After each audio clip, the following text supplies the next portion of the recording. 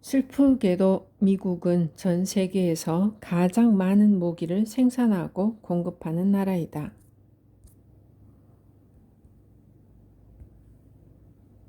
그리고 세계는 수조 달러 규모의 모기 시장에다 돈을 쏟아붓고 있으며 그 돈의 10%만 있으면 지구상의 모든 아이들과 배고픈 이들을 먹일 수 있다는 것까지도 우리는 알고 있다. 지하수의 오염이 모든 사람들을 위협하고 있다는 사실을 우리는 보아서 알고 있다. 뉴욕주의 모호크족 인디언 산모들의 저제에 대한 PCB 분석은 우리의 몸이 쓰레기 매립지의 일부가 되어 있음을 보여준다. 우리는 어떻게 할 것인가? 영적 가치는 우리에게 출가하여 수도원에 간소한 생활을 하기를 요구하지도 않고 땅으로 돌아가기를 요구하지도 않는다. 정치와 의학과 법률과 월스트리트와 경찰 등 삶의 모든 부문들은 영적인 지도자를 필요로 한다. 비밀라 키르티 보살에 관한 불교의 이야기에 보면 깨달은 존재가 의도적으로 부유한 사업가로 환생하여 상업세계의 지혜를 전해주었다고 한다. 그 다음에 그는 환자가 되어 의사들에게 자비심을 가르쳐주고 또 나중에는 술집과 매음굴에 가서도 그들에게 가르침을 폈다고 한다. 삶의 어느 면에도 그의 자비심의 손길이 미치지 않은 데가 없었다고 한다.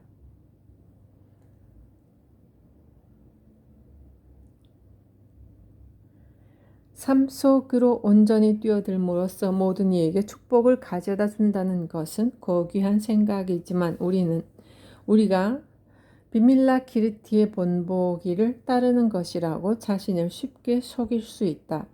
현대 서양 사회가 누리고 있는 부는 엄청난 대가로부터 오는 것이다. 거기에는 다른 문화를 착취하고 대부분의 세계를 경제 식민지화하고 생명의 종과 서식지를 생태학적으로 파괴하는 것도 포함되어 있다. 자동차를 운전할 때마다 우리는 세계적인 오염과 지구온난화에 일조하고 있다. 비행기를 탈 때 제트기의 연료는 중동 지역에 행사하는 정치적 힘에서 나오는 것이며 그것은 알래스카의 순록 서식지를 파괴한다. 가장 싼 값의 수입 음식물을 먹고자 하는 우리의 욕망이 과테말라와 브라질의 농부들과 토양에 끔찍한 결과를 가져올 수도 있다.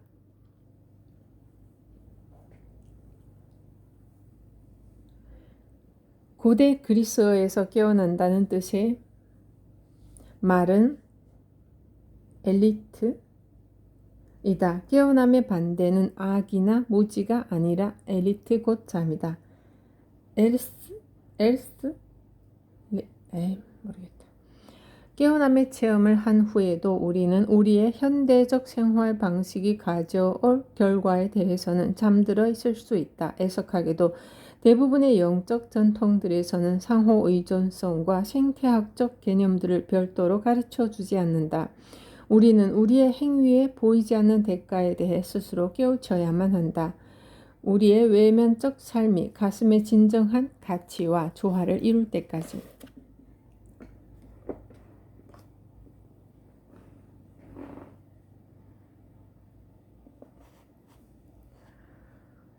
이런 시대의 삶의 존엄성을 지켜가려면 우리의 생활 방식에 도덕적인 덕목을 적용할 필요가 있다. 불교의 8정도는 올바른 사고, 올바른 행동, 올바른 말, 올바른 살림을 포함한다.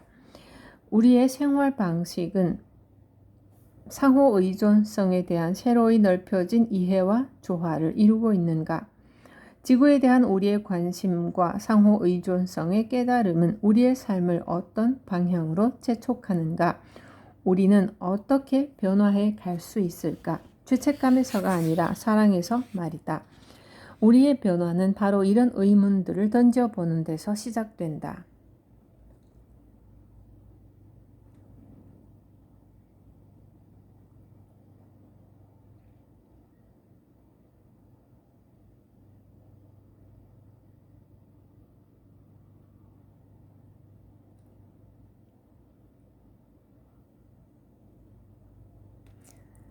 자연과 함께 보고 함께 듣기.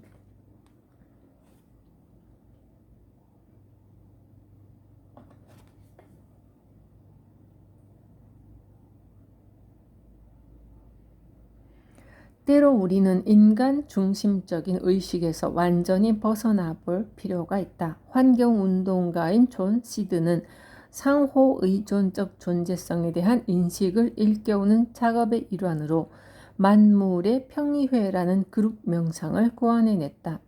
이 평의회는 전 세계에서 개최되었다. 참여자들이 아름다운 자연이 있는 곳에서 만나면 각 그룹의 멤버들은 하루나 그 이상의 시간 동안 바깥을 거닐면서 지구의 그 특정한 장소, 산, 강, 식물이나 동물들, 즉 외가리, 소나무, 들소, 비둘기 등의 목소리에 가슴을 연결시키고 그들이 무엇을 말하고자 하는지에 귀 기울이도록 한다. 그런 다음에는 각자가 선택한 가면이나 의상을 착용하고 평의회에 모인다.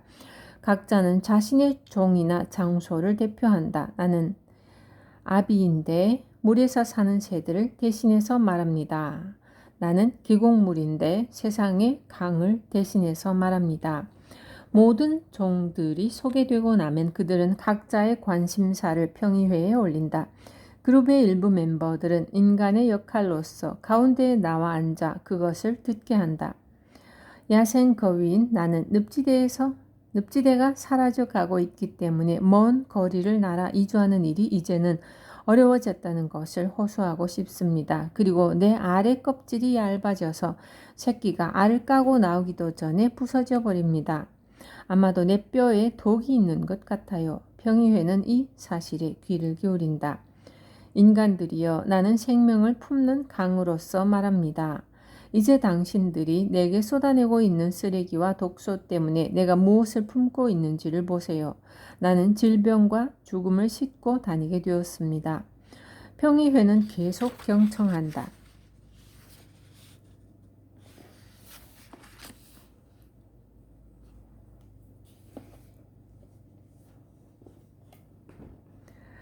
다른 모든 종들도 할 말을 한 다음 인간이 말한다. 대개 그들은 인간의 탐욕과 인간이 풀어놓았다가 이제는 통제력을 벗어나 버린 힘들에 대한 후회와 두려움을 털어놓는다. 지구가 표현한 슬픔은 모든 종들의 운명에 대한 그들의 관심을 다시금 일깨운다. 다른 모든 종들도 할 말을 한 다음 인간이 말한다. 대개 그들은 인간의 탐욕과 인간이 풀어놓았다가 이제는 통제력을 벗어나 버린 힘들에 대한 후회와 두려움을 털어놓는다. 지구가 표현한 슬픔은 모든 종들의 운명에 대한 그들의 관심을 다시금 일깨운다. 그 다음에 인간은 거대한 자연계에 도움을 요청하도록 초대된다. 자연계는 그들의 지혜와 힘을 제공한다. 산은 변함없는 평화를, 독수리는 멀리 보는 눈을, 코요테는 장난스러운 창조성을, 들꽃은 아름다움을 불러일으키는 향기를, 늙은 소나무는 흔들리지 않는 인내심을 제공한다. 이 평의회처럼 우리는 어디에 있든지 자연으로부터 배울 수 있다. 식물과 동물과 계곡은 우리에게 지혜와 힘을 준다. 그들은 우리에게 불법의 가르침을 가져다 준다. 위대한 선사 도계는 이렇게 말한다. 대나무 하나하나에 만불이 깃들어 있다. 하지만 이 대나무 붓다를 사료 없이 원래의 그 자리에서 우리 집 뒤뜰로 옮겨 심는다면 그것은 금방 이웃집의 회초리로 변할지도 모른다. 대나무의 아름다움뿐만 아니라 그것의 탄력적인 힘도 존중하지 않는다면 말이다. 대나무를 옮겨 심는 것이든 강물을 막아 댐을 만드는 것이든 자연 속에서 지혜롭게 살아가려면 우리는 자연의 힘과 온전함을 존중해야만 하며 그것을 우리의 생각대로 편리한 대로 간단히 길들일 수 있다고 상상해서는 안 된다. 티크나무 숲에서 사는 승려는 나무의 아름다움과 짙은 녹음을 사랑하지만 그들은 또한 호랑이의 힘과 코브라의 독과 밀림이 품고 있는 말라리아의 열병도 존중한다. 모든 것이 그들의 스승인 것이다. 초목이 모두 스승. 전통적으로 숲을 중시하는 원로들은 자연 속에서 시간을 보내라고 권한다. 우리가 산책하러 갈 때마다 비온 후에 월계수 향기를 맡고 봄의 모과나무와 가을에 불타는 단풍나무 앞에 서서 감탄을 터뜨릴 때마다 황혼 빛 속에서 오늘의 독특한 색깔을 자랑하는 장미와 옆집 베란다 화분에서 봉오리를 터뜨리는 백합을 볼 때마다 어스름역 산속의 놀라운 고요 속에서 작은 동물들이 마지막으로 부스럭거리는 소리를 들을 때마다 우리는 영적으로 변화하기 시작한다. 야생의 세계로 돌아가 거닐 때마다 우리에게 생명을 준 아름다움과 우리의 계획보다 훨씬 더 큰 길들일 수 없는 순환의 주기를 감지할 때마다 우리의 영적인 삶은 새로워진다. 이리하여 의무 때문이 아니라 창조의 그물과 영원한 신성에 대한 감사와 경외와 사랑으로부터 인간 세계 바깥의 자연에 대한 우리의 관심이 자라날 수 있다. 지구를 돌봄으로써 우리는 깨어나는 지구의 일부가 된다. 렐프 월도 에머슨이 말했듯이 아름다움을 음미하고 상대방에게서 최선의 것을 발견한다면 건강한 아이를 낳든 한 조각의 꽃밭을 일구든 사회 환경을 개선하든 세상을 조금 더 낫게 만든다면 당신이 살았기 때문에 한 생명이라도 좀 더 쉽게 숨 쉴 수 있다면 당신은 성공한 것이다. 자연을 돌보는 것은 동시에 인간을 돌보는 방법이다. 케이시 스니드의 교도소 정원 가꾸기 프로젝트는 모든 생명의 상호 연결성을 인식할 때 얼마나 놀라운 축복이 나타날 수 있는지를 보여주었다. 그녀는 감옥에서 발육이 저하되어 죽은 사람들에 대한 관심으로부터 출발하여 1984년에는 죄수들이 밭을 가꿀 수 있게 하는 프로젝트를 발족했다. 샌프란시스코 카운티 감옥에서는 죄수들이 감옥 뒤뜰에다 채소를 심어 가꿀 수 있게 했다. 케이시는 기금을 모아서 그들에게 모종과 퇴비와 간단한 농기구 등을 제공할 수 있었다.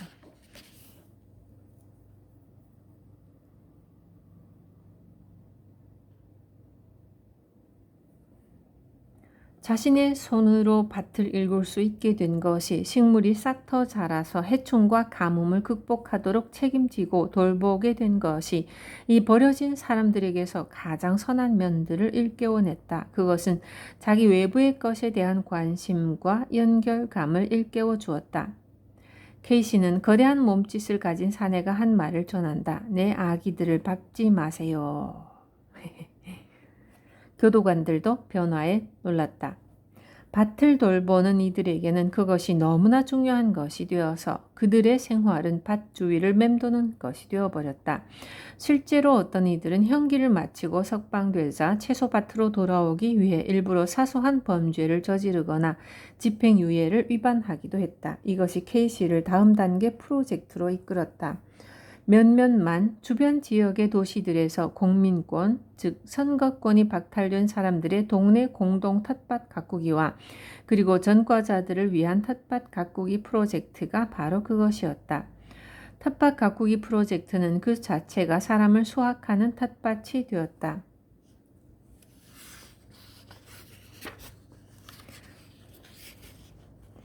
작물을 직접 심고 가꾸는 기회를 얻은 사람들에게는 지구 환경에 대한 애정과 관심이 높아졌다. 그것이 이 사업의 큰 축복이었다. 텃밭에서는 채소가 자라고 사람들의 가슴 속에는 애정이 꽃피었다.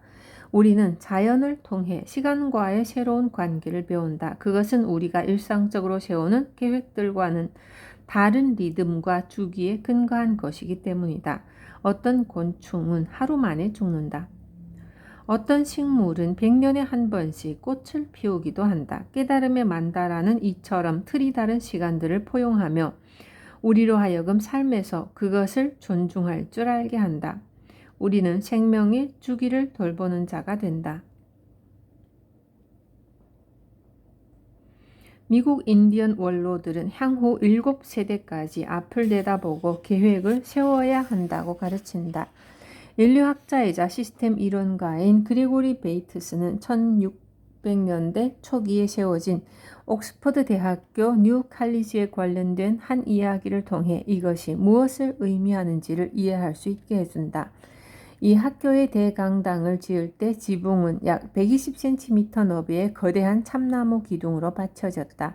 몇 해 전에 건물 관리자들은 이 기둥이 균류의 침식으로 매우 약해져 있는 것을 발견했다. 그런데 문제가 생겼다. 요즘에 그토록 굵은 기둥감을 어디서 구할 것인가 하는 점이었다.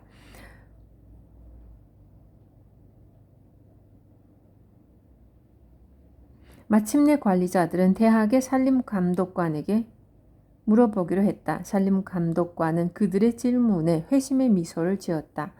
우리는 당신들이 언제나 우리를 찾아올까 궁금해하고 있었어요. 강당을 지은 사람은 언젠가 기둥이 썩을 것을 알고 있었죠. 그래서 그는 우리 전임자들에게 그것을 대체할 참나무 숲을 조성하게 했답니다. 이 나무들은 이제 350살이 되었습니다. 기둥으로 쓰기에 딱 알맞은 크기죠. 용이 주도하고 진지한 마음의 소유자에게는 이처럼 사려 깊은 행동이 생활 방식이 된다. 하나하나의 작은 발걸음과 가슴 깊은 배려가 하나의 원대한 전망 속에 들어와 안긴다. 우리는 우리가 측량할 수 없는 전체의 일부임을 알고 있다. 인간으로 태어난 이 한 번의 삶에 국한되지 않는 의식을 지니면 우리의 숨결은 쉽게 전이되며 살아있는 모든 존재들에 대한 자비를 가슴에 품을 수 있게 된다. 모든 존재들을 위해 행동하기. 불교 전통을 보면 보살은 우주의 깨달음을 위해 모든 생명들에게 자비와 지혜를 가져다 주기 위해 자신을 바친다. 그것이 아무리 오래 걸리더라도 상관없다. 이것의 한 표현이 마지막 하나의 풀립까지도 열반에 들기 전에는 열반의 세계에 들지 않으리라는 서원을 들 수 있다. 전 세계에서 날마다 많은 수행자들이 명상에 들기 전에 이러한 뜻을 상기하기 위해 이 보살의 서원을 외운다. 서원은 이렇게 시작된다. 중생은 무수하니 모두가 해탈할 때까지 봉사하기를 서원하나이다. 무지와 집착은 끝이 없으니 그 모두를 뿌리 뽑아 변화시키기를 서원하나이다. 영겁의 시간을 두고 무수한 존재에게 깨달음과 자비를 가져다 주기로 서원한다는 것은 질리는 일이 아닐 수 없다. 이런 서원을 하는 수행자라면 그것이 무엇을 의미하는지, 그것을 어떻게 삶에 적용할 것인지를 진지하게 부딪혀 보아야만 한다. 그것은 이 작은 자아가 우주를 다니면서 모든 존재를 구원해야 한다는 의미인가? 또 그것이 모두 다 이루어지는 것을 어떻게 알 것이며 어떻게 그 일을 시작할 수 있을까? 분명한 것은 보살의 서원은 어떤 성취에 관한 것이 아니라 방향을, 의도를 정하라는 일이라는 것이다. 어떤 상황이 일어나더라도 죽든 살든 기쁘든 슬프든 나는 내 몸과 말과 마음을 자비와 깨달음을 향해 헌신하겠다. 새로운 순간마다 나는 나 자신과 모든 존재들을 위해 친절과 해탈의 씨앗을 심겠다고 결심하는 것이다. 보살의 서원은 측량자가 아니라 나침반, 즉 가슴이 따를 좌표인 것이다.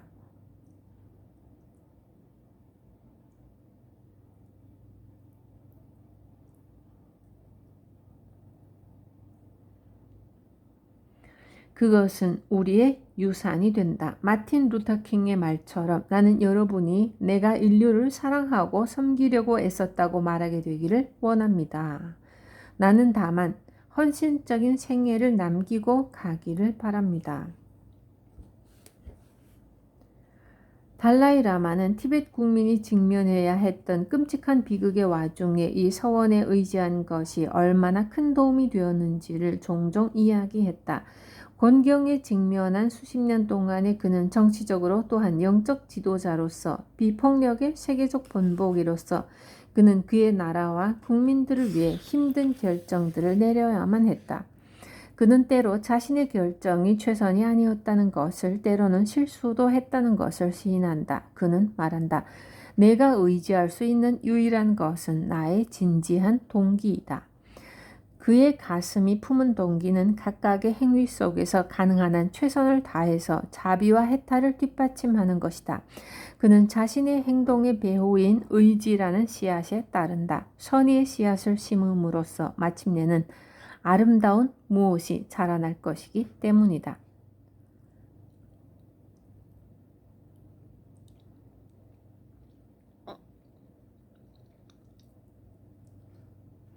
모든 존재를 섬기기 위해서는 또 한 가지의 핵심적인 진실을 기억해야만 한다. 그것은 시작하는 데는 지금이 결코 늦지 않았다는 것이다.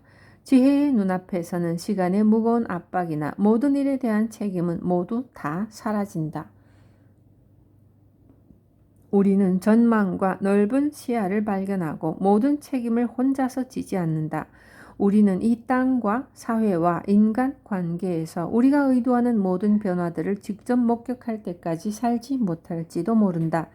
우리는 씨앗을 심는 자들이다. 우리의 행위의 씨앗이 진실하고 애정어린 것이면 그것은 모든 존재들을 먹일 열매를 맺을 것이다. 과거에 어떤 일이 일어났을지라도 우리는 다시 시작할 수 있다. 우리가 있는 여기서 지금 시작할 수 있다. 그리고 앞에 놓인 모든 것이 씨앗이 되는 것은 지금이다. 요구되는 것은 오직 우리의 책임감과 창조력뿐이다. 이처럼 진지한 동기를 가지면 우리는 자연히 지혜로운 의문을 품을 것이며 진정한 애정을 바칠 것이며 멀리 미치는 지혜로서 사랑하는 것들을 돌볼 것이다. 이것이 바로 과수원을 가꾸는 농부와 아이를 기르는 부모의 멀리 내다보는 마음이다. 이것이 원로와 성자들의 넓은 전망이다. 그것은 영적 헌신의 삶으로부터 저절로 자라난다. 한 명상 지도자는 이렇게 말한다. 나의 영적 삶은 느린 말과도 같다. 처음에는 커다란 야망을 품고 출발했다. 나는 아시아에서 치열한 수행을 하면서 처음부터 전속력으로 달리려고 했었다. 나는 해탈을 향해 가고 있었고 황홀경과 지복과 신비한 상태와 놀라운 통찰들을 발견했으며 이 모든 것이 나를 찾아왔지만 그것들이 나에게 해준 것은 단지 무엇을 해야 할지를 일깨워 준 것뿐이었다. 정말 행복한 사람이 되기 위해서는 말의 고삐를 늦추어야 했다. 그리고 진정으로 땅에 발을 딛고 내 삶이 실제로 내가 추구하는 가치를 따르게 해야 했다. 더욱 많은 명상 수행과 내면적 작업을 한 이후에 나는 세상을 향해 180도 방향 전환을 했다. 나는 숲과 바다와 팬더와 크릴새우와 생태계가 내가 그것에 의존하듯 그들도 나에게 의존하고 있음을 점점 더 명확하게 깨달았다. 나는 영적 운동가가 되어서 그것을 가르치고 글로 쓰고 실천했다. 그리고 약간의 성공도 거두었지만 나는 다시 말의 고삐를 늦추어야 했다. 왜냐하면 나의 야망이 새로운 모습으로 돌아왔기 때문이다. 이제 나는 출가의 의미를 좀 더 잘 이해한다. 그것은 세속적인 삶의 포기와 수도 생활을 의미하는 것이 아니다. 우리는 이 인간으로서의 삶에서 교훈을 배우려고 여기에 던져진 것이다. 출가란 욕망과 야망을 버리는 것이다. 이 시대의 자기중심적인 사조와 헤어지는 것이다. 우리는 이곳의 주인이 아니다. 우리는 좀 더 인내하고 우리의 행동이 단순하고 순수한 가슴으로부터 그리고 우리가 몸담고 있는 환경으로부터 나오게 할 필요가 있다. 모든 선한 것은 그로부터 나온다. 적절한 침묵. 우리는 자연에서 유위와 무위의 가르침을 얻는다. 나무들은 열매를 맺고 겨울잠을 잔다. 수달과 곰과 송어는 동면을 하고 깨어난다. 밤과 낮, 여름과 겨울이 교차한다. 우리는 흔히 우리가 보살의 뜻을 실천하기 위해서는 항상 꾸준히 노력해야만 하며 그렇지 못하면 자신이 실패자이거나 게으른 자라고 느끼지만 우리는 더 확대된 존재들의 공동체로부터 휴면의 겨울철이 없이는 사과가 열릴 수 없다는 교훈을 깨운다. 깨어있는 삶의 만다라에서 침묵과 무위와 귀 기울이는 행동만큼이나 중요하고 요긴하다. 토마스 머튼은 이렇게 경고한다. 토마스 머튼은 이렇게 경고한다. 상충하는 많은 문제들에 스스로 휩쓸리거나 너무 많은 요구에 순종하거나 여러 가지 일에 뛰어들거나 모든 사람들을 일일이 도우려 드는 것은 그 자체가 우리 시대의 폭력에 굴복하는 짓이다. 거리를 행진해야 할 때가 있는가 하면 앉아서 기도해야 할 때도 있다. 상황은 번갈아 일어나면서 세상과 내면의 영혼 사이에 균형을 맞추어 준다. 지혜롭게 행동하기 위해서는 자비심이 평정심, 곧 세상을 있는 그대로 내버려 둘 수 있는 태도와 균형을 이루게 해야 한다. 세상의 슬픔이 가슴을 뜨겁게 만들 수도 있지만 세상의 문제를 모두 뜯어 고치는 것이 우리의 책임이 아님을 또한 기억할 필요가 있다. 우리는 우리가 할 수 있는 일만 하면 된다. 그러지 않으면 우리는 자신이 인류를 구하러 온 구원자인 것처럼 으스대게 된다.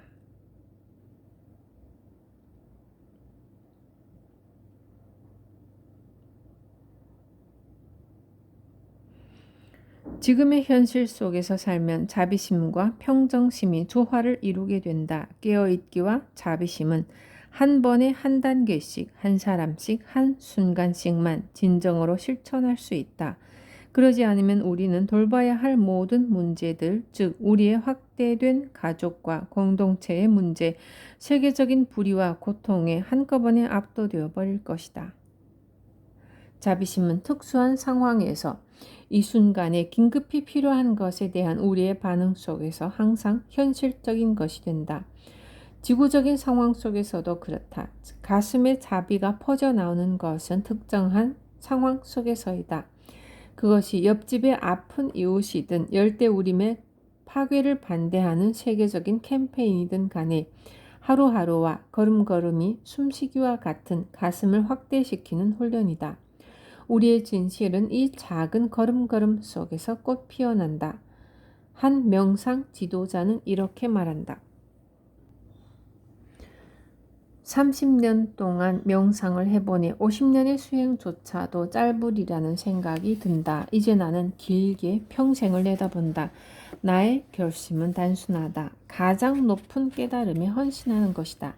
시간은 문제가 되지 않는다. 우리는 전적으로 자유롭게 되려 하는 가능성을 가르치고 있으며 매일매일의 모든 단순한 행위들이 이 가능성, 이 진실로서 규명된다는 사실이 중요할 따름이다.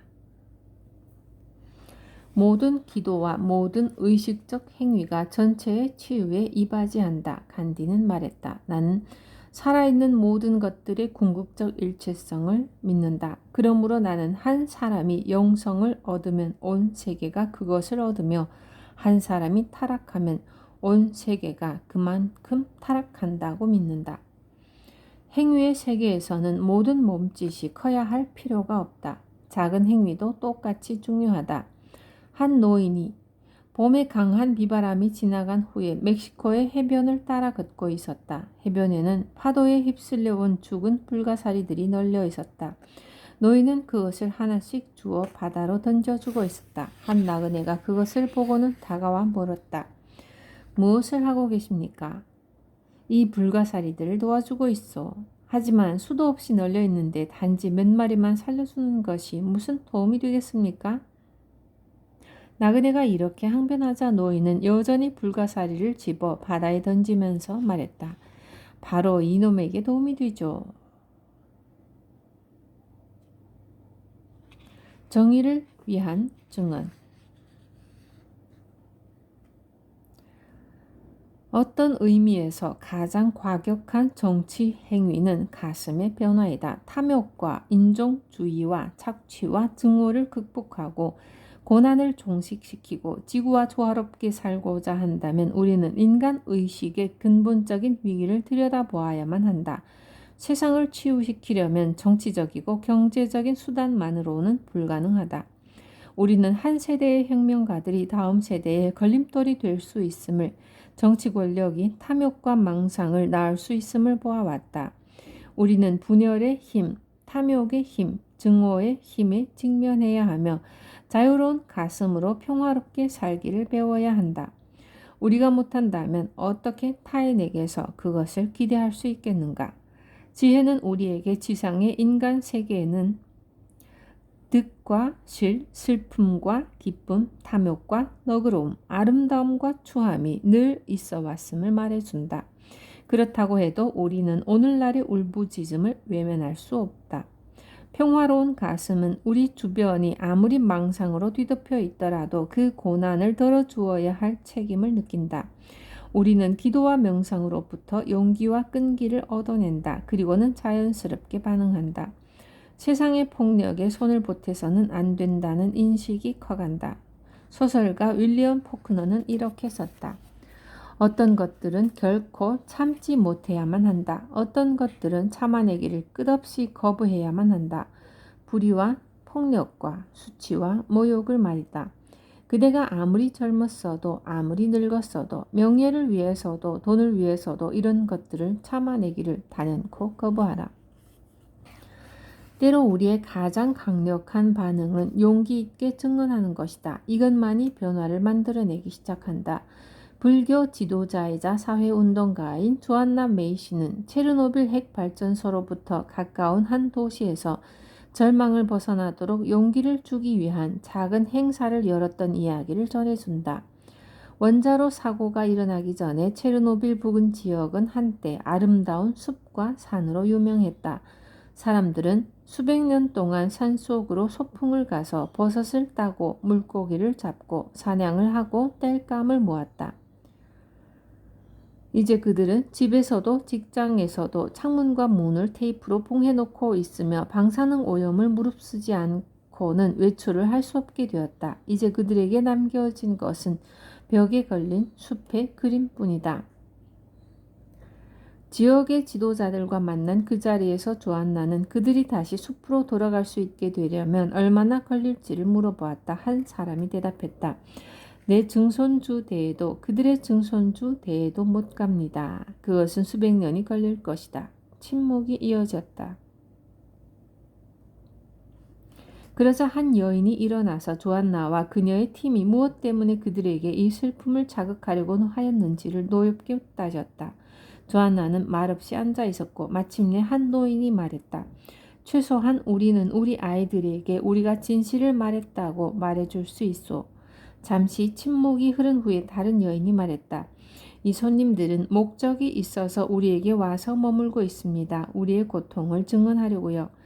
이제 그들은 그들 나라로 돌아가서 우리의 이야기를 전할 것입니다. 그들은 세상으로 돌아가서 다른 사람들에게 여기서 어떤 일이 일어났는지를 말해줄 수 있습니다.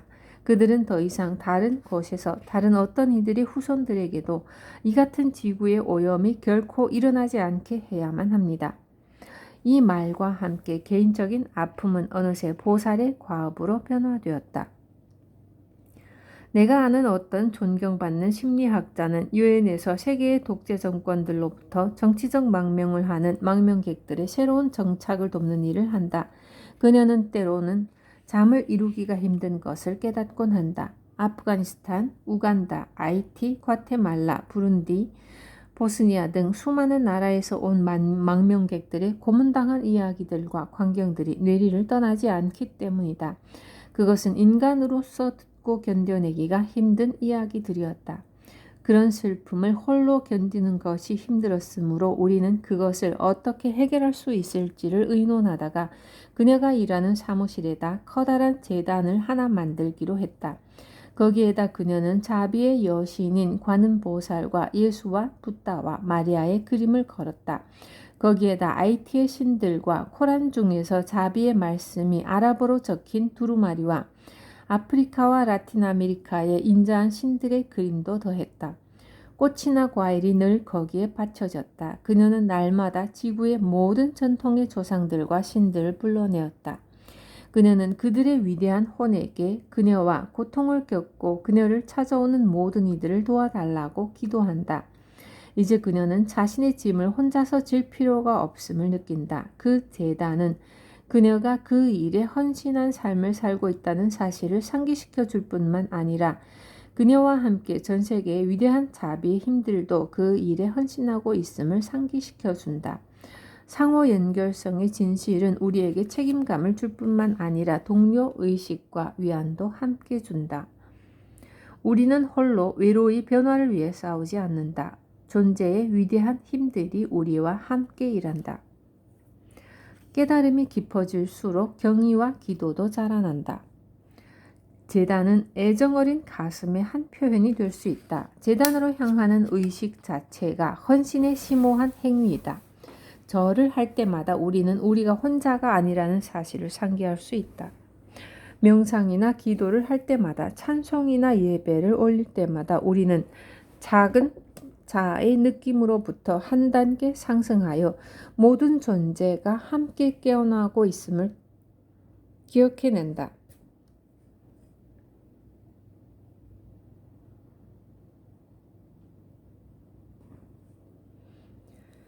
우리는 보살로서 고통을 단절시키기 위해서, 더 이상 그것을 허용하지 않기 위해서 의연히 행동해야 할 때도 있다. 하지만 때로는 가장 고귀한 반응은 그저 그것을 지켜보는 것이 될 수도 있다. 때로는 우리의 의지가 성공을 거둘 것이고, 때로는 자신의 실패를 지켜봐야만 할 것이다. 부다의 인생에 관한 이야기들 중에 이런 것이 있다. 마가다 왕국과 부다의 가문인 사키야족이 살았던 카필리바투 왕국은 서로 사이가 좋지 않았다. 마가다의 왕이 사키야 가문을 공격하려고 한다는 소식을 듣고 그들은 부다에게 나서서 평화를 제안해 달라고 부탁했고, 부다는 동의했지만 부다가 평화를 위해 많은 제안을 했는데도 불구하고 마가다의 왕은 그것을 귀담아 듣지 못했다. 들끓고 있는 그의 마음은 멈추지를 않아서 결국 그는 전쟁을 일으키기로 결정했다. 그래서 부다는 홀로 나가 카필리바투로 이어지는 길가에 죽은 나무 아래에 앉아 명상을 했다. 마가다 왕은 군대를 이끌고 지나가다 한낮의 땡볕 속에서 죽은 나무 아래 앉아있는 부다를 발견했고, 왕이 물었다. 왜 죽은 나무 아래에 앉아있는가? 부다가 대답했다. 나는 이 죽은 나무 아래에서도 시원함을 느낀다. 왜냐하면 그것은 아름다운 내 나라 땅에서 자라고 있기 때문이다. 이 대답이 왕의 가슴을 찔렀다. 사키야 가문의 사람들은 자신의 땅에 대해 느끼는 헌신의 마음을 깨달은 그는 군대를 돌려 자기 나라로 돌아갔지만 나중에 왕은 다시 마음을 바꾸어 전쟁을 일으켰고, 이번에는 그의 군대가 카필리바투 왕국을 멸망시켰다. 부다는 그저 그것을 지켜보았다. 우리가 추구하는 평화 그 자체가 되는 것이 때로는 상황을 바꿔놓을 수도 있지만, 설사 그것이 실패하더라도 우리는 오로지 자비를 향하는 우리의 흔들리지 않는 약속을 따를 수 있다. 마틴 루터킹처럼 우리는 진실을 위해 일어설 수 있다. 나는 아직도 진실을 위해 일어서는 것이 세상에서 가장 위대한 일이라고 믿는다. 이것이 삶의 목적이다. 삶의 목적은 행복해지는 것이 아니라, 삶의 목적은 쾌락을 얻고 고통을 피하는 것이 아니며, 삶의 목적은 그것이 무엇이든지 신의 뜻을 행하는 것이다. 진실을 증언하는 데에 삶을 바치면 그 가슴은 무엇으로도 진압할 수가 없게 된다. 한 서양인 사진작가는 15년 동안 중국 군대에 잡혀서 고문을 받고 옥살이를 했던 늙은 티베트 비구니에게서 이러한 정신을 목격한 것을 이야기해 주었다. 그녀는 석방된 후에 인도로 망명했다. 사진작가는 그녀의 주름진 얼굴을 티베트 원로들의 초상에 포함시키고 싶었다. 커다란 카메라 렌즈를 들여보다가 그는 그녀의 입술이 기도물 중얼거리는 것을 발견했다. 그는 그녀에게 그 끔찍한 시련을 견뎌내게 한 것이 무엇이냐고 묻자 그녀는 어떤 일을 당하더라도 모든 존재에 대한 자비의 기도를 결코 멈추지 않았다고 대답했다. 고문을 당하면서도 그녀는 고문하는 사람들을 위해 기도했다. 그들은 그녀의 입술이 움직이는 것을 보고 테이프로 입을 봉했다. 테이프가 움직이는 것을 본 그들은 그 위에 또 테이프를 붙였지만 그녀의 기도는 결코 멈추지 않았다. 석방되었을 때에도 여전히 그녀의 기도는 계속되었다. 어떤 일이 일어나도 비구니는 만물의 행복을 위해 기도했다. 그것이 그녀의 진정한 해탈이었고, 억누를 수 없는 그녀의 참 존재는 그 모든 것을 뚫고 빛을 발했다.